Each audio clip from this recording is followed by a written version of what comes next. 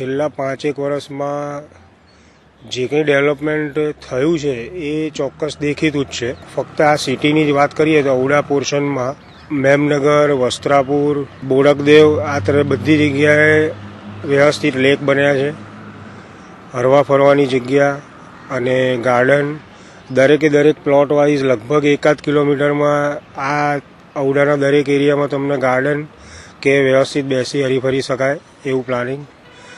રોડની સાઈડ જે પહેલાં પેલી પૂર્વ વિસ્તારમાં હતી ને આ બાજુનું જે ડેવલપમેન્ટ છે એમાં પહેલેથી જ ધ્યાન રાખીને એ લોકોએ સારું પ્લાનિંગ પણ કર્યું છે. 5 વર્ષની ટેન્યોર એમની પૂરી કરવા જઈ રહ્યા છે એ ખરેખર એપ્રિશિએબલ છે. આ વખતના ઇલેક્શનમાં નરેન્દ્રભાઈ મોદી 100% આવશે. જીતેગા ગુજરાત.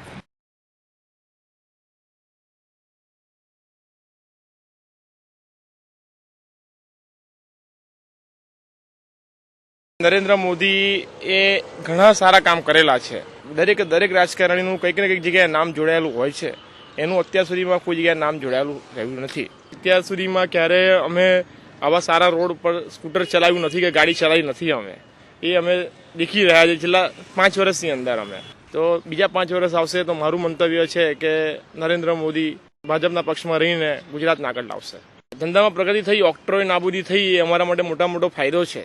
અમે સિટીમાં રહેતા ત્યારે અમે કર્ફ્યુથી ગભરાતા હતા, અમે ડરતા હતા એથી. આજે અમે બિંદાસ ફરી રહ્યા છીએ. નરેન્દ્ર મોદી એ માણસ એવો છે કે એ ખાતો નથી અને કોઈને ખાવા દેતો નથી, એટલે એના વિરોધીઓ વધતા જ જાય. એ પ્રજા તો આજે પણ ખુશ છે અને દરેક પ્રજા એવી જ ઈચ્છે છે કે ભાજપ જ આવે. આ વખતના ઇલેક્શનમાં 101% નરેન્દ્ર મોદી જ આવશે. જીતેગા ગુજરાત.